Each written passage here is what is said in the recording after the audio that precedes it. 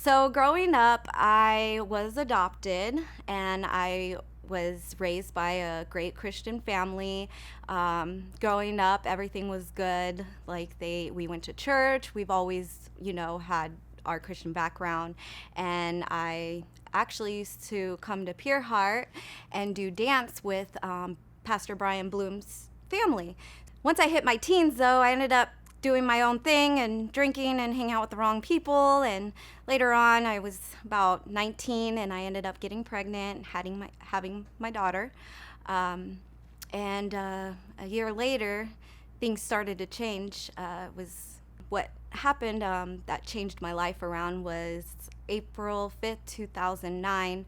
I had lost my daughter and her dad in a car accident.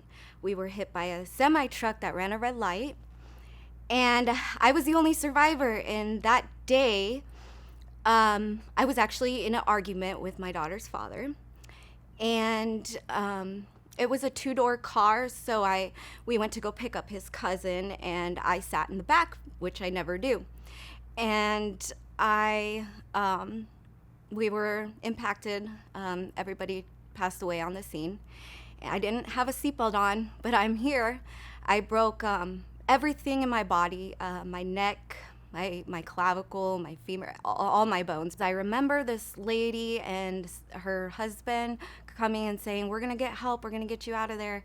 And all I could remember, I forgot my daughter was there, which is good because I would have probably injured more because I broke my neck. And luckily, I wasn't paralyzed. I broke everything in my body. But when that lady said she was going to get help, all I remember is me moving my arm and it was detached. So I fell asleep. I woke up in ICU. My mom came in and she had said, Bella, which is my daughter, did not make it. And I freaked out. I thought I was the driver and that her dad was going to be mad at me and hurt me.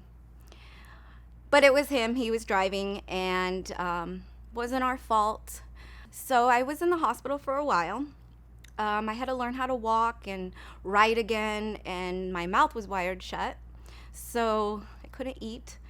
Right after the accident, I kind of parted away from God for a little bit, and I was doing my own thing. I was going through a lot. Started, drinking and going out once everything was healed up, just to get my mind off of everything. I blocked everything out, so I didn't want to remember what happened. It was kind of like, okay, well, they were in my life and they're not anymore, so I just was, just going through horrible stuff, blocking it. And I would drink after, and it was just not good. It brings more emotions and doesn't help. I refused to go to counseling at the time because I didn't want to open up to anybody. I didn't feel like anybody cared, and that really struggled. I really do wish I opened up to somebody at the time instead of carrying it on. I think I could have grieved a little bit better, but I was so, it's a loss, and I never thought that would have happened to me. What's crazy is the day before the funeral, we had taken family pictures outside of Pure Heart by the palm trees. And my daughter took her first step. She started walking. And the next day, all of that happened, the day before Easter. So, yeah, it was really hard. But one thing that helped me, Pastor Brian Bloom, he actually did our funeral at this church. And I had some really good supportive friends to get me through this time. I have a really good friend that has gone through the same stuff. So just being, listening to other people, having them listen to me, it really helped me get some closure. And one thing that also helped me, I actually worked at the hospital that I was, being taken care of. I met some really cool patients, and I got to share my story because they're going through losses and they're sick. And it made me realize I am grateful. God has me here for a reason. He has a plan for me.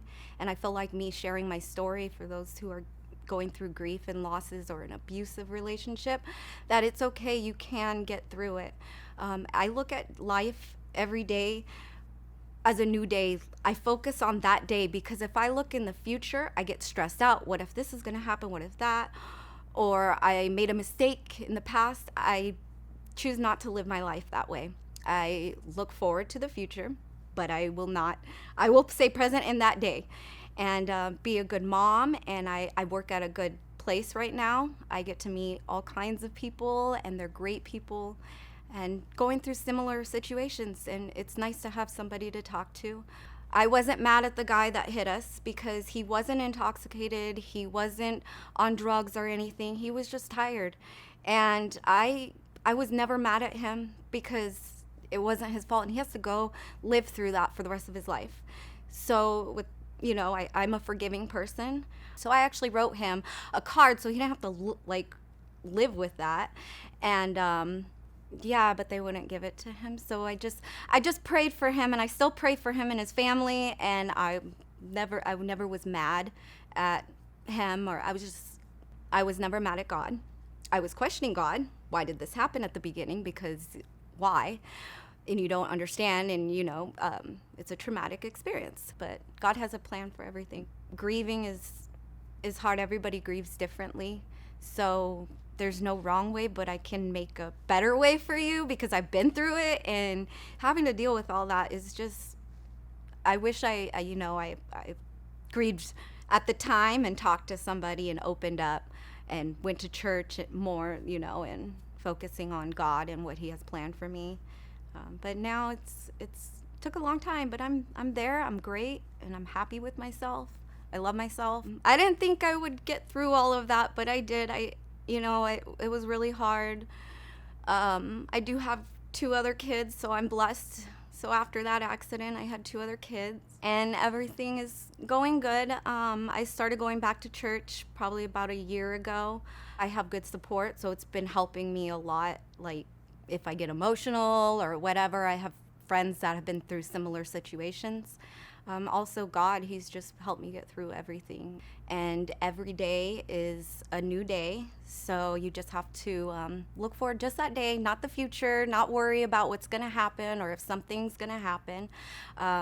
Just surround yourself by good people and, of course, God to help you get through these hard times, and being thankful and grateful that, what you have, because you never know when it's gone. You don't want to stay mad at somebody because then you don't know what's going to happen to them tomorrow or that day. Or, it's really important to just look forward to, what lies ahead. And what I look forward to is going to heaven and seeing her again. So being with God is, you have to have him in your heart, and you have to do, everything you're reading about in the Bible to make, you happy and other people happy. So I'm looking forward to that day.